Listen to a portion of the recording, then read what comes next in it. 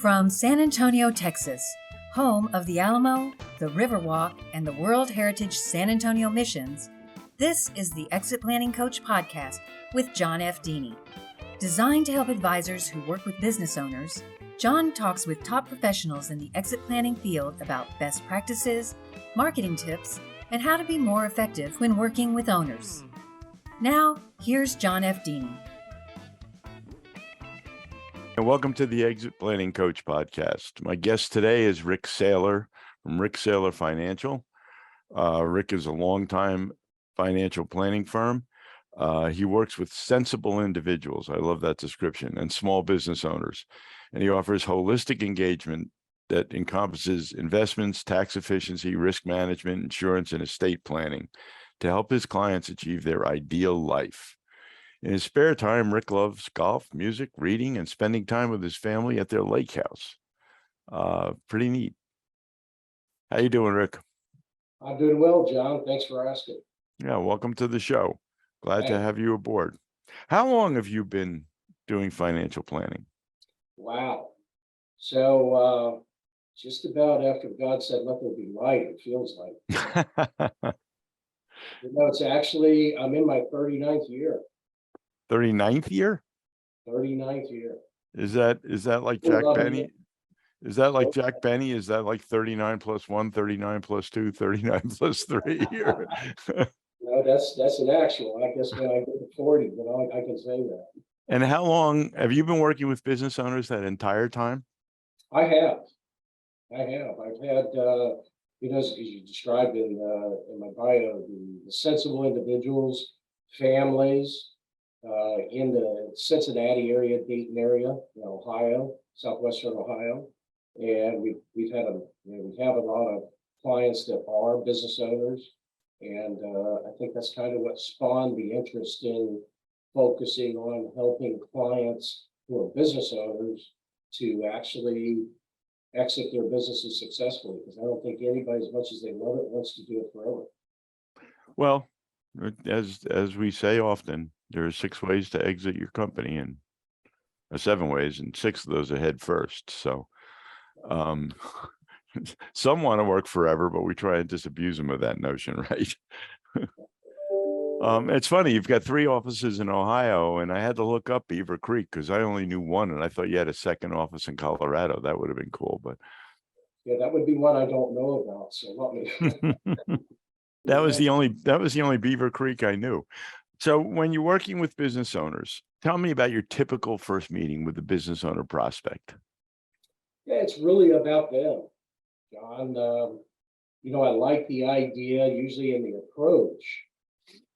Just a lot of business owners just don't know what their business is worth, and it's their lifetime work. And I know it's like a baby, it's like their child. So, there's emotional issues with that as well. But, the first one is just to identify what's top of mind for them. Because I know when engaging and talking to either a financial planning client or it's, we're looking at where their business is, I got to get, the things that are in their head, I've got to get it out so that we can have an open, honest conversation about what they're thinking, what their expectations are. Because over 38 years, I find that sometimes people's expectations are unrealistic. Well, let's take a typical open and honest entrepreneur who walks into your office and says, I understand you do exit planning, Rik. I want $5 million in 3 years. Where do you go from there? You say, okay, no problem. That's great. That depends though. Let's take an honest look, and the best place to find out. My question I usually ask them up front is an opener is, when's the last time that you did a valuation? What was the valuation on your business? And oftentimes they say, well, I know I need one of those, but I don't have one. And my second question is, when did you last update your continuity plan? Because we talked about the 5 Ds and, divorce, distress, disaster, disability, death. All of those could happen at any time. And I know it's probably just like, in a sense, I think emotionally talking about life insurance, because the ultimate exit of somebody's business hinges on it may seem to them like it's a death of something, but actually it's a new beginning. But if we don't address it up front, that's the biggest hurdle, as I've heard from you and many other business brokers. They get right down to the end and go, hey, I don't know if I want to do this. Yeah. Yeah. So I think that's where we come in, and really the ExitMap program is so excellent to really reveal and expose those issues and the expectation, help to manage the expectation. Yeah, I know those 5 Ds come from the Certified Exit Planning Advisor training. In the brokerage world where I lived before I became a CEPA myself, we had 12. We have declining sales, dissension among partners, disinterest. There's a whole bunch of more Ds that can bring down a business, and none of them are good. When you're talking to a prospect, now I know you do financial planning, and a lot of financial planners, their business owner clients hit the point where they're starting to talk about exit planning. But let's say it's somebody brand new, they just walk in. What do you think is the key? Because this is a podcast for advisors. It's not a podcast for business owners. What do you think the key is in turning a prospect into a client? Well, I think it's connection, isn't it? The ability to make an impact, and you only get a short period of time to convey that message. And I think that's part of why I created also the Red Zone Business Consulting, because the whole byline on that is maximizing on profitability and continuity strategies, which sounds pretty benign and not threatening. You don't hear the word exit in there. Right. It sounds so terminal to so many people. And if we get a disconnect in emotional static, then we have to overcome that. So that's why I created that. And I've begun to shift my focus when I'm talking with business owners. The Red Zone, I think every guy gets it. I don't know if all the gals do, because there's an increasing number of them as well, but I think we all understand that it's in a target period of time, and you just want to maximize that. I don't know any business owner who doesn't want to maximize profitability.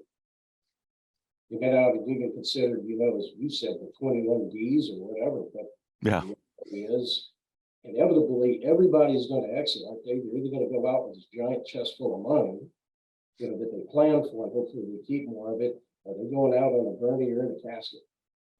But everybody's going out.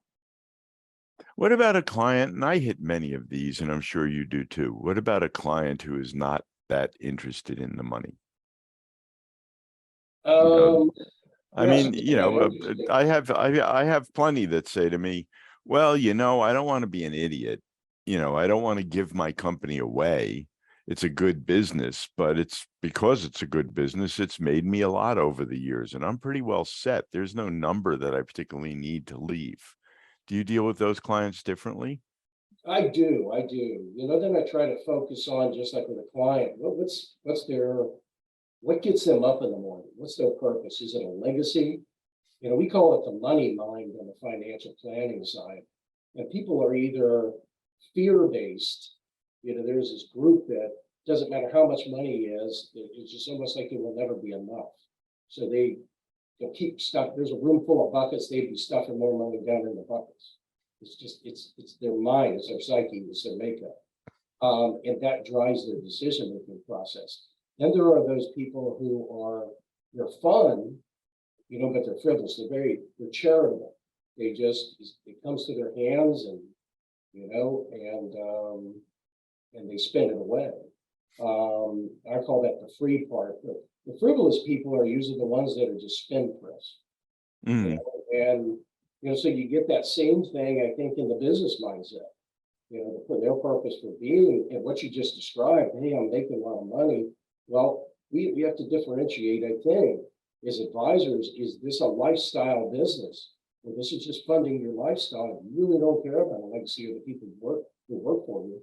Or is this have real intrinsic value, whether you need it or not? It's something, it's your life's business and your life work. And I know for a lot of people, again, like myself, I care about the business I created. I want it to be a legacy. I want it to go far beyond, the status of just me, not for my purpose and my namesake, but for the benefit of the families that we built.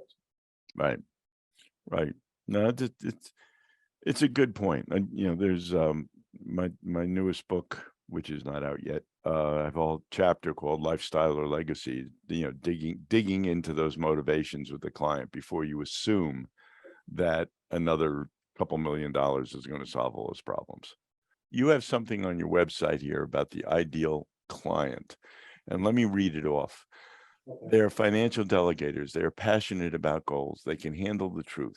They value our work together. They focus on what's important. They appreciate our holistic approach to wealth management, and they enjoy simplicity.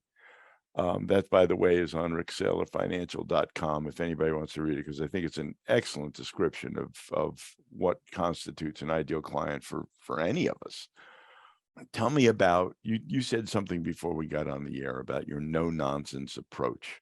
Tell me something about how you portray that to a client when you sit down and talk to them. Yeah, I think I have, and you have as well, John, in the complexities of the different disciplines. I don't care if it's taxes, it's legal aspect, it's, I love to talk to the tech guys, right? Because they'll talk right over my head and then expect me to open up my checkbook and just say, here, I don't understand this, just fix it. And I feel actually, what I want to say, a resistance to that myself personally. I thought, why not just tell people, speak in their terms, let's connect and see if we really, if we like each other, and if we can even, identify what your issue is, because people don't know what they don't know. And I'm fond of saying, the questions are free, but the answers cost money, because that's what we do. But we got to find the right alignment. I want to do the best work for the right people because I can't save everybody. Mm-hmm. The truth is, this is a mission. And I tell my staff, we're on a mission, but we aren't missionaries. Right. And we can only save so many people. So we got to focus our time on the people who get it. Because we know the numbers are abysmal. You and I both know that, right? I think the CPR, it showed that, 4 out of 5 businesses are going to die. That's only 20% that are going to go on. And then of that, maybe 70-some%, and a recent, survey showed that they deeply regretted selling their business within 1 year. Personal issues weren't addressed. They didn't know why they were here. They didn't know where they're going. Right. That's vitally important. We're going to take a break for a minute, and I was going to come back with that point and that question and that same statistic. So let's take 60 seconds to pay for the program, and then we'll come back and talk about that. How would your practice survive if only 25% of your clients were happy with your work? How many referrals would you get? Would you advertise that success rate? Over the last decade, both the Exit Planning Institute and PwC have surveyed owners and found that 75% were profoundly unhappy a year after their exits. In 10 years, the exit planning industry has done little to fix this issue. Business owners need purpose, direction, and activity after exiting. Planning for that starts with your very first coaching conversation. We work with advisors who believe that clients should be happy after exiting. ExitMap is a structured discovery process that helps you have deeper conversations about client options, objectives, and life after the business. We help you launch better transitions. Take a test drive at ExitMap.com. Okay, we're back, and I'm talking to Rik Saylor of Rik Saylor Financial in Ohio. Rik, quickly before we move on, you want to give us your contact information? Sure, I appreciate want to reach out to you? Yeah, you want to be sure and misspell it properly. It's Rik, R-I-K, at RikSaylorFinancial.com. And of course, the website is RikSaylorFinancial.com, misspelled the same way. So I think even if you misspell it with R-I-C-K, it will still come out. Okay. And of course, all that information will be attached to the podcast when we post it too. You mentioned a statistic that is really important to us. You mentioned the recent PricewaterhouseCoopers, PwC as they're known now, survey that said over 70% of business owners have regrets a year after selling. And you started to touch on why that is. And we believe strongly that it is not because they didn't get enough money. If you go out on the web, you'll see 20 financial consulting companies that'll say the reason for that is they didn't get enough money. Well, that's silly. The business owners aren't dumb. They know long before a transaction is completed how much money is going to be involved. So, Rik, why do you feel that that number is so unconscionably high for our industry? Well, and that's a great question, John. And I think it certainly stems back to the three-legged stool, proverbially. It's a personal, it's a business, and it's financial. And as you've addressed so well, I think, these people that we're talking to, I'm not going to tell them much about their business, in terms of what they actually do, because they do that all day long. And I wouldn't report any more than they could probably than what I do. But I will also say, even from the business aspect, they have a good handle on it, although many of them spend, I think, far too many hours working in the business, not on the business. Mm-hmm. Mistake the idea that income, I have to choose between income and equity value, and that's just not true. They go hand in hand, because the difference between good to great companies is where the top multiples are, and what company owner doesn't want a top, profitability number. Sure. Which also feeds it. But the last leg of the stool, I think, again, it's a three-legged stool. It's not going to stand without the third one. And this is the last, and certainly not the least, and probably the most important is, the person. What are you going to do? And you address this so well in the ExitMap program. If I can do a plug for you and your program, because it's excellent, because it takes us down that, owner centricity. How much do you own? How much is the business dependent on you? And then they begin to realize, is that transferable? Can I begin to put in systems and protocols and SOPs to take care of this? So it's a system and I can step back.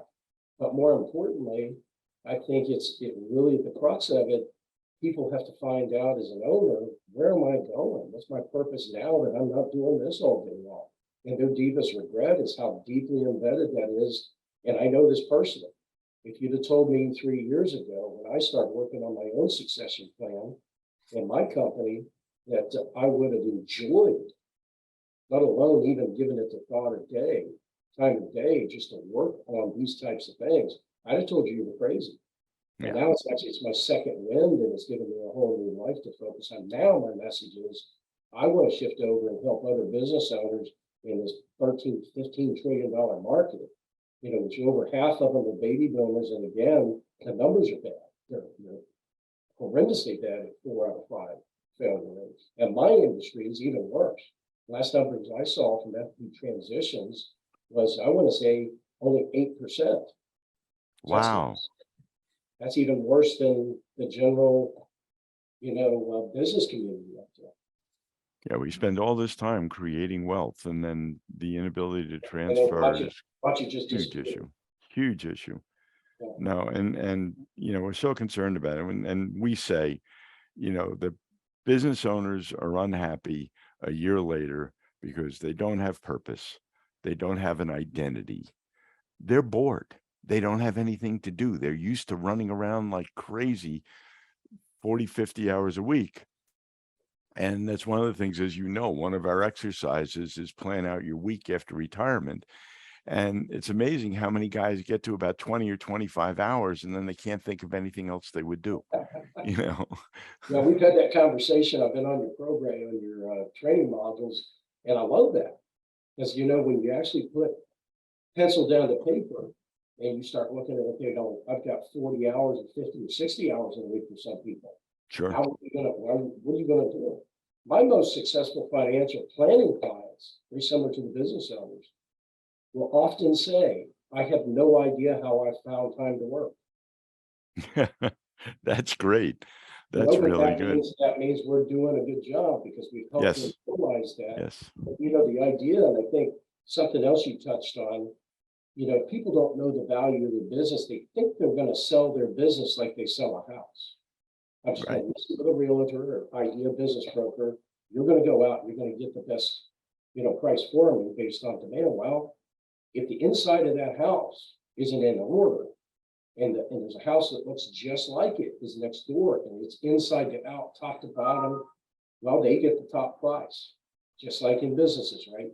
But you are not going to sell a business you're not going to sell a business like you sell a house. Right. Well, and as we say so often when we're discussing owner centricity, is how much do you think somebody is going to pay you for the privilege of having a 60-hour-a-week job? There you go. Great question. I don't think anybody wants to write a real big check for that. Nope. They like, I think they like systems. They like systematic. They want own recurring revenue. Right. I know that I've got investment groups I've been involved in, and we looked at some different businesses and walked away for that very reason, because we said, heck no, I don't need another job. And it wasn't self-sustaining, and the business I'm thinking of was very owner-centristic. Yeah. Well, and I want to congratulate you, Rik, because, one of our points of pain is the number of financial advisors we see out there who say they do holistic planning. And we say, how do you look at the company? Because as you well know, for a private business owner, the company is likely statistically to be more than half of his net worth. Yeah. And And when we ask financial planners, how do you assess the company in your planning, we get blank stares back. But I do holistic planning. Well, how can you do holistic planning that doesn't include 50% of the client's worth? exactly. So we gotta help them unlock that box. Release it and set it free. And again, that's why I love the process of coming in and identifying, showing them how to protect it, how to build it up, how to harvest it, and then help them manage the rest of their life. And as you see, I stated on my website, really my goal is to help them live their ideal life. I want to help them achieve their ideal life. right. What is their wealth, use it and keep it. As an exit planner, what do you consider the biggest challenge that you face over and over again when you work with clients? I think it's the idea that I don't have time to do that, work on that, focus on that, because I'm busy growing my company. They're looking at income, they're looking at the revenue, not realizing, and I love being an avid reader. I don't know who hasn't read Stephen Covey. If you haven't read The 7 Habits of Highly Effective People, read it. Yep. One of the great stories that he tells in there, and I've told it numerous times to my staff, who have come through here in the years I've been here, but I told them all the same thing. You get the guy comes along and he's cutting down a tree with a saw, and the guy's standing outside and says, "Hey, do you take time to sharpen that saw?" He says, "Can't you see I'm busy cutting this tree down?" Right. Do you know where that saying originally comes from? No. Abraham Lincoln. Really? Yes. He said, if I had 8 hours to cut down a tree, I'd spend the first 7 I sharpening learned my something saw. new. I can upgrade that, because Abraham Lincoln was one of my favorites. Yeah. No, he was terrific. But Covey quoted him, but it wasn't Stevens to start with. And what do you do? Last question, because we're going to take off, but I want to have you back, and I want to talk more about specific issues in exit planning in the future, if you're willing. But last question for today: what do you do when you get that answer? Yeah, I know I should be planning, but I'm busy. Yeah, so I guess I've got to gauge if I can bring them to the awareness point.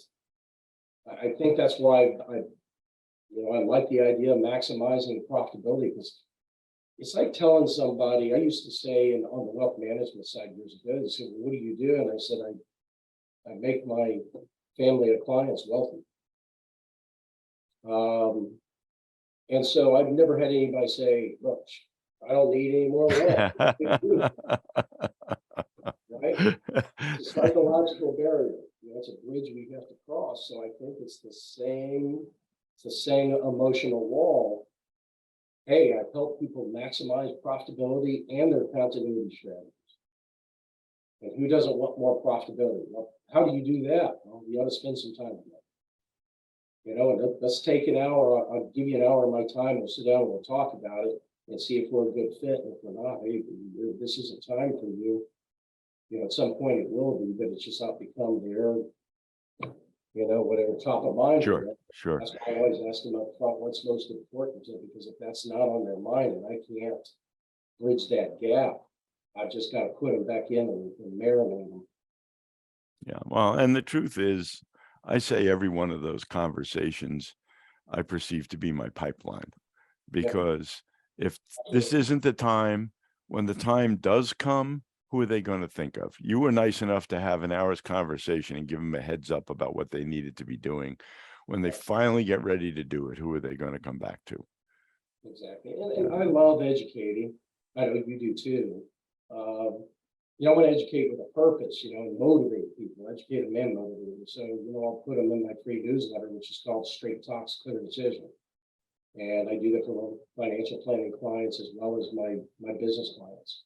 And so I think people appreciate that aspect of that approach. And if they value that, that's, I think you'd ask maybe who my ideal client looks like. Well, it's somebody who needs, appreciates, and benefits from the impact we can make. But you got to realize how important the impact is. Does it feel important to them? Then at that time, then we just got to wait till it is. And hopefully it's not too late. Because I know I told you the story, I'll finish on this one. Some of my best clients in my financial planning firm, their father died in a parachuting accident back in 2013. And it was unexpected. These boys are now in their 30s. So this happened, you do the math, they were in their 20s. And they inherit this company, and they wasn't really sure where it was going to go. But I know right now I'm helping them, put a continuity plan in place and maximize their profitability, and the money's coming in. But they've not thought about how that happened. And again, you'd never like to hear those stories, but thank God I had worked with their dad, and we had some of that planning. It was very scatterplot, bringing it together. And so many of the modules in the program, ExitMap and the continuity module, which I'm doing with them, it is going to help pull that. It's in there. I got to say, it's the most succinct, logical, black box. When you refer to it as the battle box, you got to be able to go to that, open the box, and be able to go right down the line. And somebody who's been through it, believe it or not, in this particular situation, the two owners are brothers. One brother said, "Oh no, I just don't think it's that important. We would be okay. We just kind of do what we did when Dad died." And the other brother said, "No, we absolutely need a continuity plan." Yeah, but yeah, it's a great story, but it's a hard way to learn a lesson. Oh, it is. But one brother still hasn't learned it. So, well, one out of two. If you're batting 500, you could make it in the big leagues. Thank goodness his brother's there. Yeah. All right. It has been a pleasure, Rick, and I look forward to doing it again. Thank you for taking the time with us, and we'll see you in the future. Okay. John, thanks. Okay. Take care. All right. Bye now.